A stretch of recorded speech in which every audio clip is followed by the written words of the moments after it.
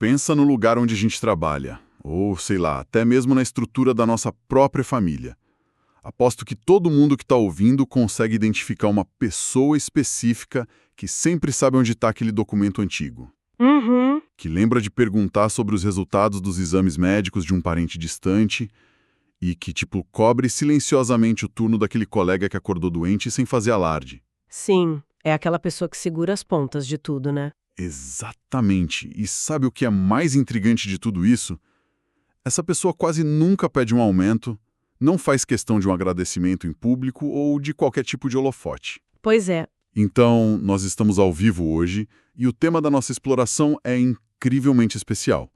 A gente vai focar justamente nesse perfil de pessoa. É um perfil que, honestamente, sustenta muito do que a gente chama de sociedade funcional. Mas é engraçado porque eles costumam operar totalmente nas sombras, sabe? A psicologia moderna classifica essa estrutura de personalidade como ISFJ. O famoso ISFJ. Isso. A galera frequentemente chama de o defensor ou o protetor, e essa sigla ela vem do inglês e mapeia 4 preferências centrais: a introversão, a sensação, o sentimento, que é o feeling, né, e o julgamento. Legal.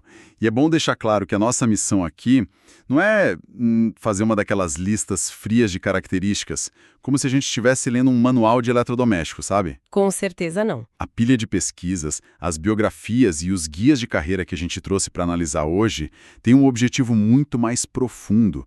A gente quer construir um mapa real de amadurecimento. Exato. A ideia é que qualquer pessoa com esse perfil que esteja acompanhando essa nossa transmissão consiga entender o próprio código-fonte e, a partir daí, construir uma vida digna, cheia de significado e, o mais importante de tudo, sem ressentimentos. Nossa, o ressentimento é uma palavra-chave enorme aqui, porque a literatura psicológica aponta que a verdadeira força do ISFJ está na capacidade de unir uma responsabilidade que é quase de ferro, sabe, com uma empatia profundíssima. É a praticidade operando a favor do cuidado humano. Só que o problema é que, se a pessoa não tiver um mapa de como a própria mente funciona, essa mesma empatia acaba virando uma prisão para ela. Então, ok, vamos desvendar isso direto da raiz. Porque antes da gente olhar para o comportamento externo do ISFJ, a gente precisa entender a mecânica do cérebro. O que rola lá dentro. Isso, como essa mente processa a realidade ao redor. Qual é, tipo, o motor interno que faz alguém antecipar a necessidade do outro com tanta precisão? Olha, o que a neurociência e a psicologia cognitiva mostram nos materiais que a gente reuniu é que a função primária do ISFJ, o jeito principal como eles absorvem o mundo, é a sensação introvertida, ou a sigla SI. Se, tá? Mas não pensa nisso como uma simples memória fotográfica, tá? É muito mais. É tipo um vasto, um hiperdetalhado banco de dados mental. Caramba. Sim, o ISFJ armazena impressões sensoriais e lições práticas de tudo que já aconteceu com ele. Eles não operam no reino das teorias abstratas. A mente deles, ela confia naquilo que já foi testado pela realidade. Sabe, o que funcionou ontem é a base totalmente segura para a ação de hoje. Mas espera aí, se eles baseiam absolutamente todas as decisões apenas no que já foi testado no passado, isso não faz deles pessoas incrivelmente rígidas? Tipo, presas no tempo e sem nenhuma criatividade? Olha, essa é uma confusão muito comum, de verdade. A sensação introvertida não cria estagnação. Ela cria, eficiência preditiva. Eficiência preditiva. Como assim? O arquivo não é um museu morto, é um radar ativo. Eles olham para o passado para prever onde os erros vão acontecer no futuro. E aí eles evitam esses erros. Entendi. E o que dá vida a esse arquivo, o que faz ele pulsar, é a segunda função cognitiva deles, que a gente chama de sentimento extrovertido, ou FE. E essa é a função de conexão. O cérebro do SFJ cruza os dados frios do passado com a necessidade de manter a harmonia social no presente. Nossa, é como se o cérebro operasse cruzando informações de um jeito invisível, né? Eles não lembram apenas a data de um aniversário. Exatamente, não é só um calendário. O sistema resgata que, No ano anterior, uma pessoa específica estava visivelmente deslocada no canto da festa. Aí lembra qual tipo de comida fez aquela pessoa sorrir. E no evento de hoje, o ISFJ vai estrategicamente garantir que aquele prato exato esteja perto da pessoa para que a sensação de exclusão não se repita. Sim. É um nível de detalhe quase assustador, cara. Mas é porque o detalhe é a linguagem do amor dele, sabe? Os valores centrais do ISFJ são o dever, a lealdade, a estabilidade. Para quem tem esse perfil, não adianta você fazer grandes discursos sobre empatia e solidariedade. Isso não significa absolutamente nada para ele se não tiver ação concreta. A empatia do ISFJ é uma empatia tática. Tática. Gostei do termo. É bem isso. Eles observam, sei lá, uma leve tensão nos ombros de alguém, uma mudança super sutil no tom de voz, e aí eles agem de forma muito pragmática para restaurar o equilíbrio daquele ambiente. Então, se a gente pegar essa mecânica interna, todo esse banco de dados histórico, cruzado com essa necessidade imensa de manter a paz e cuidar do outro, e aplicar isso num palco mundial, como que isso se materializa? Porque a nossa pesquisa de hoje trouxe nomes históricos que operavam exatamente com esse motor interno. E, nossa, os resultados são fascinantes. As biografias são ferramentas excelentes para a gente ver essa engrenagem rodando no mundo real. Pega o caso da Rosa Parks, por exemplo. Um ícone. Totalmente. Ela é universalmente reconhecida como um pilar do movimento dos direitos civis lá nos Estados Unidos. Mas quando a gente analisa o comportamento dela a fundo, a gente vê que a recusa em ceder o lugar no ônibus não foi uma busca impulsiva por atenção, sabe? Ou um desejo de fama. O simples ato de não levantar daquela cadeira veio de um lugar completamente diferente, não é? Exato. Nasceu de uma convicção moral silenciosa, mas totalmente irredutível. O ISFJ, quando ele se escora num valor de certo e errado, ele vira uma força da natureza. É o dever se sobrepondo ao medo. Caramba! Desafiar a norma ali, naquela situação, não foi um ato de rebeldia caótica. Foi uma aplicação bem direta de integridade. E outro exemplo clássico que os estudos apontam é a Rainha Elizabeth II. Sim, a Rainha da Inglaterra. Ela mesma. Ela operou a vida inteira como o símbolo máximo da estabilidade. O dever em relação à coroa e ao povo foi colocado acima de qualquer desejo pessoal ou de ego. E isso é a essência pura de um ISFJ quando está numa posição de poder. E aí, lendo os materiais mais contemporâneos da nossa pesquisa, tem um nome da cultura pop que, eu confesso, me fez questionar absolutamente tudo. A Beyoncé. Sim, a Beyoncé. A mulher domina estádios inteiros pelo mundo afora. Como é que é possível categorizar alguém com essa presença de palco absurda como introvertida? Então, o conceito de introversão, principalmente aqui na cultura ocidental, ele foi muito distorcido ao longo do tempo. A gente assume de um jeito bem errado que o introvertido é aquela pessoa tímida, antissocial ou que não sabe liderar. É o estereótipo, né? Exato. Mas, para a psicologia analítica, a introversão dita apenas de onde a pessoa tira a energia dela e como ela gasta essa energia. Grandes eventos e multidões drenam a bateria do ISFJ muito rápido. O fato da Beyoncé performar para milhares de pessoas não muda a estrutura cognitiva do cérebro dela. O que a análise do perfil dela revela é uma perfeição metodológica impressionante lá nos bastidores, que é justamente a sensação introvertida, garantindo que tudo, cada detalhe, saia perfeitamente como foi ensaiado. Nossa, faz sentido. Isso é combinado com uma proteção muito, muito feroz da privacidade dela e do círculo íntimo. Então uma gestão de energia é incrivelmente intencional.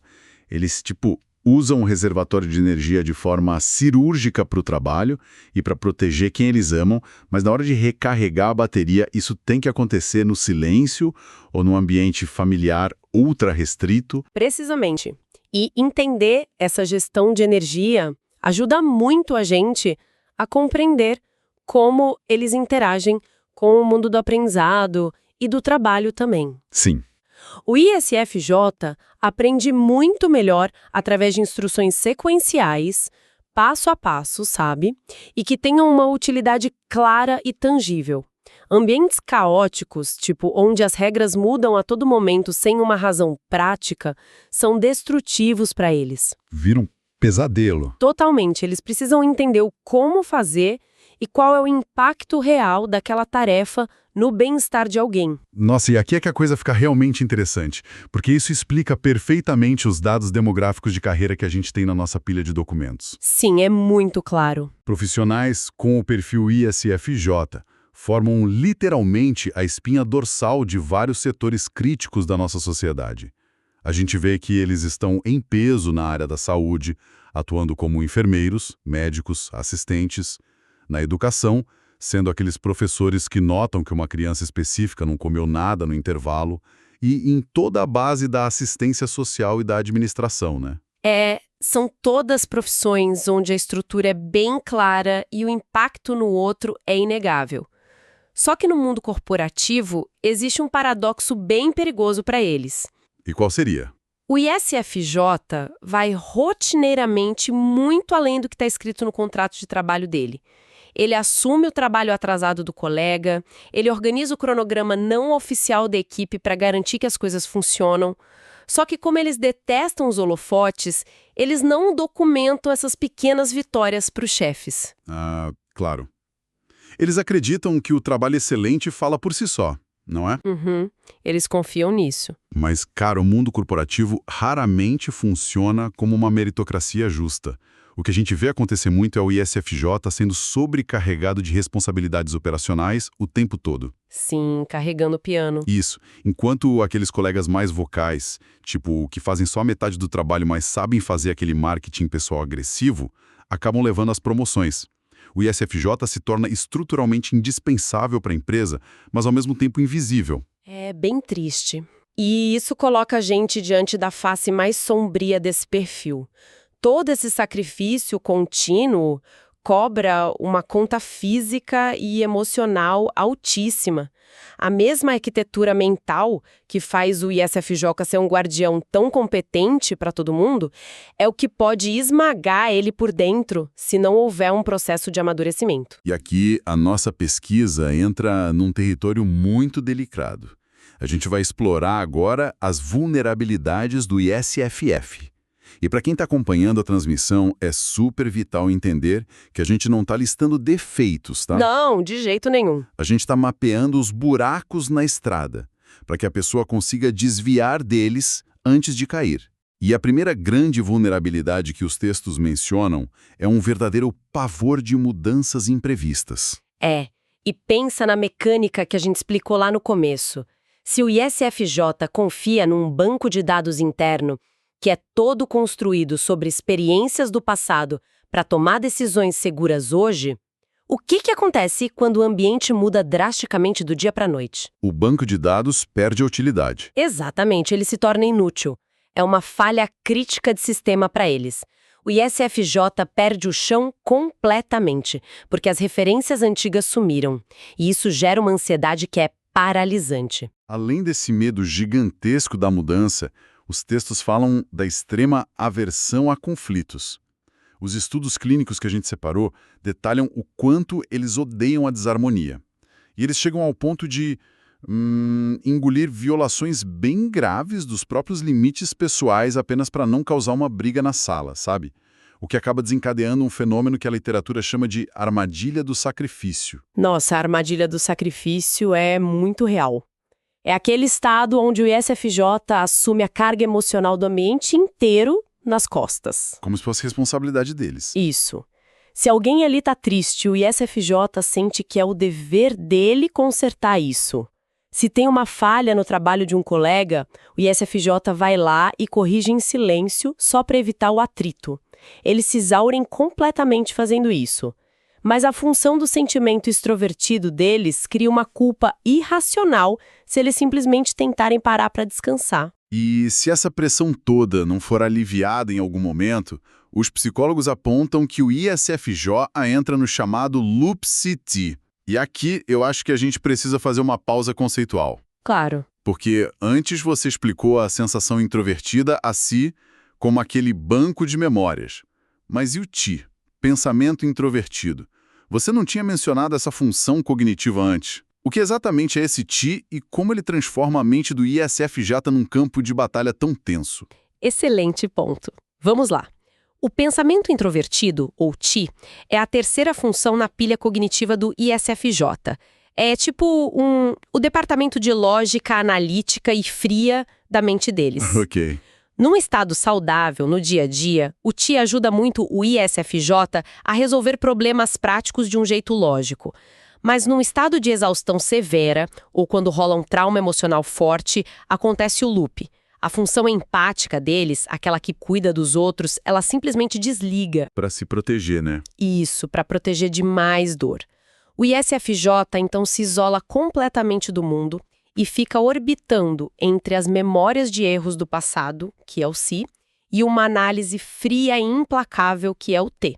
A mente da pessoa vira um verdadeiro tribunal interno. Onde eles são simultaneamente o juiz e o réu. Perfeito, a analogia é exatamente essa. Eles repassam conversas de anos atrás repetidamente na cabeça, analisando com uma lógica hiperdestrutiva cada falha microscópica que eles cometeram, e acabam convencendo a si mesmos de que são inadequados. É um ciclo de autopunição dificílimo de quebrar sem uma intervenção externa. Sabe, para quem tem um perfil mais extrovertido ou mais centrado nos próprios desejos, escutar isso deve soar quase como uma autossabotagem consciente. É impossível não se perguntar, se o ISFJ é tão incrivelmente habilidoso em ler as necessidades dos outros o tempo todo, como é que eles podem ser tão cegos e tão negligentes com as próprias necessidades? Tipo, por que eles simplesmente não abrem a boca e dizem o que está doendo? Ah, porque manter o foco na dor do outro é o escudo definitivo do ISFJ. Um escudo. Sim, encarar a própria necessidade exige, inevitavelmente, que eles imponham um limite para alguém. E impor um limite significa criar um conflito. Como o cérebro deles registra qualquer conflito como um perigo extremo de nível vermelho, é muito mais seguro, pelo menos a curto prazo, fingir que as próprias necessidades não existem. Caramba. Focar nos problemas alheios é uma manobra de evasão muito brilhante do cérebro. Mas, lógico, é insustentável a longo prazo. E é super evidente que esse mecanismo de evasão acaba afetando profundamente a forma como o ISFJ se conecta romanticamente, ou como constrói laços de amizade. Porque se a pessoa passa a vida inteira desviando de conflito e focando só no outro, a intimidade genuína fica comprometida, né? Como que a comunicação funciona quando eles estão em relacionamentos profundos? É bem particular.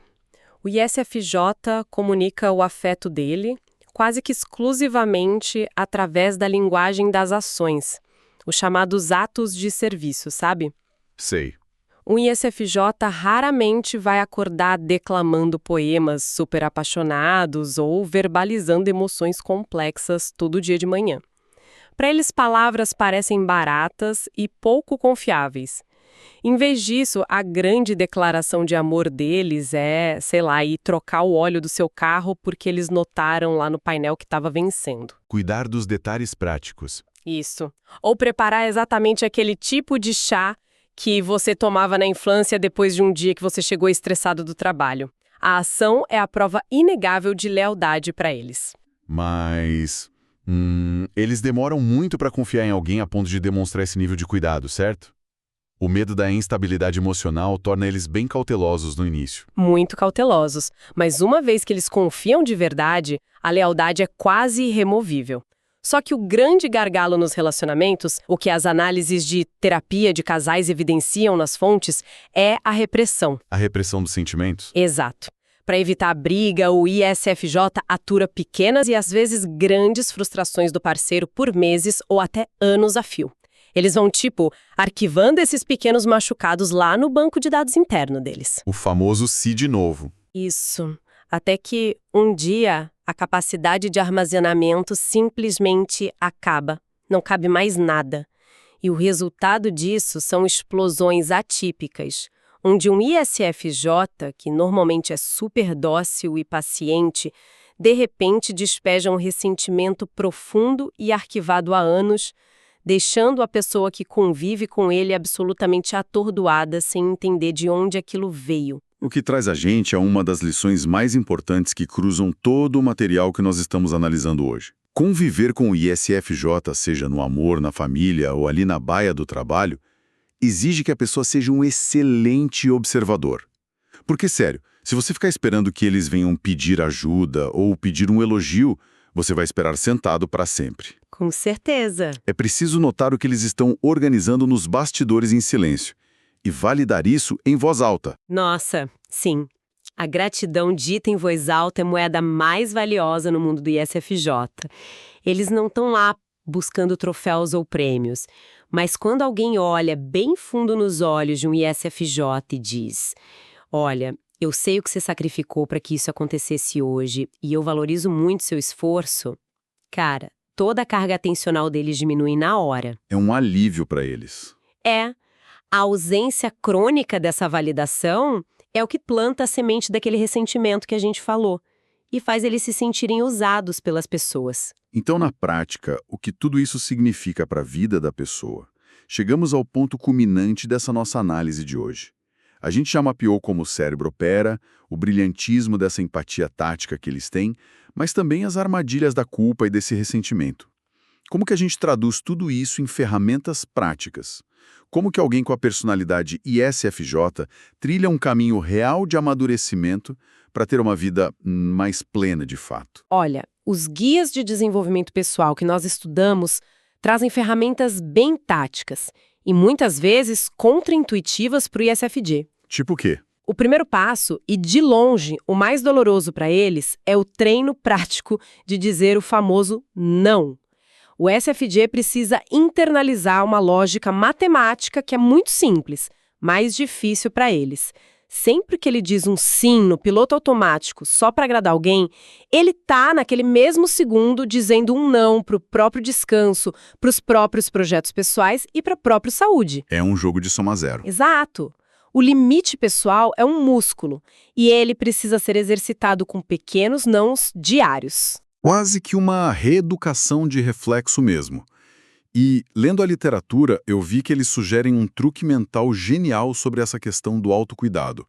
Porque, como o ISFJ tem uma resistência muito natural a fazer coisas só por prazer, porque isso soa egoísta lá na cabeça deles, a estratégia é mudar a embalagem da coisa toda. Eles precisam transformar o autocuidado num dever. Isso é fantástico, porque o cérebro do ISFJ obedece quase cegamente à palavra dever. Se eles dizem para si mesmos, eu vou tirar uma tarde no spa para me mimar hoje, a culpa devora eles na mesma hora. Eles não conseguem relaxar. Não conseguem. Mas se eles reformulam essa mesma frase para... tipo, eu tenho dever moral de dormir 8 horas hoje e de ir ao médico, porque se eu desmoronar, eu não vou poder sustentar minha família amanhã. Aí a mente deles aceita a tarefa de boa. O autocuidado passa a ser um projeto logístico que garante a eficiência deles a longo prazo. Faz todo sentido. E além disso, tem aquela urgência de abandonar a ilusão de que as outras pessoas têm bola de cristal e leem mentes, né? Nossa, sim. Os SFJ são tão excepcionais em prever as necessidades alheias que eles projetam isso nos outros. Eles ficam super magoados quando o parceiro não percebe do nada que eles estão exaustos. Mas a realidade dura é que 90% das personalidades não têm esse radar que o ISFJ tem. Então eles precisam aprender a verbalizar, tipo, olha, estou sobrecarregado hoje e preciso muito que você assuma essa tarefa aqui. É fundamental verbalizar. E existe um último degrau nesse mapa de desenvolvimento. E esse envolve ativar a função cognitiva que fica lá no fundo da mente do ISFJ. A mais reprimida de todas. A intuição extrovertida ou NE. A NE? Tá. Se a função principal deles, o SISI, ama o passado previsível e a ordem constante, o NEI é o motor do caos. É o inexplorado. É o IC. Quando o SFJ tenta acessar esse inexplorado de cara, em grandes decisões de vida, ele entra em pânico. Intuição extrovertida. Então, como é que eles desenvolvem esse motor do caos sem entrar em curto-circuito total? A dica é praticar a imprevisibilidade em ambientes de risco zero. Os psicólogos recomendam muito que o SFJ adote hobbies onde a imperfeição não tenha nenhuma consequência grave. Onde o improviso seja necessário, sabe? Dá um exemplo. Por exemplo, ir para a cozinha, tentar uma receita totalmente nova sem medir os ingredientes. Ou fazer aula de cerâmica, porque o barro tem uma vontade meio própria, você não controla tudo. ou até jardinagem de experimentação. Ah, legal. Essas pequenas doses de caos criativo e sem julgamentos vão treinando o cérebro do ISFJ aos pouquinhos. Eles começam a entender que o inesperado não é sinônimo de perigo iminente ou de uma falha moral. Isso aumenta absurdamente a resiliência deles contra as surpresas inevitáveis da vida real.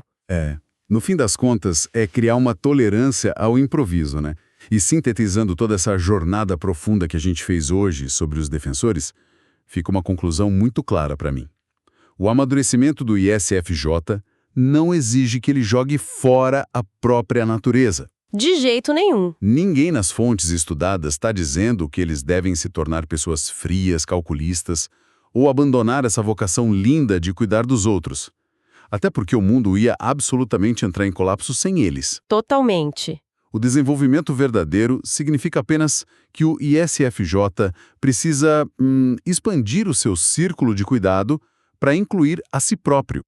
Essa é a perspectiva corretíssima. A vida de um ISFJ não é um teste de resistência focado em ver quanto peso ele consegue carregar nas costas antes de quebrar no meio.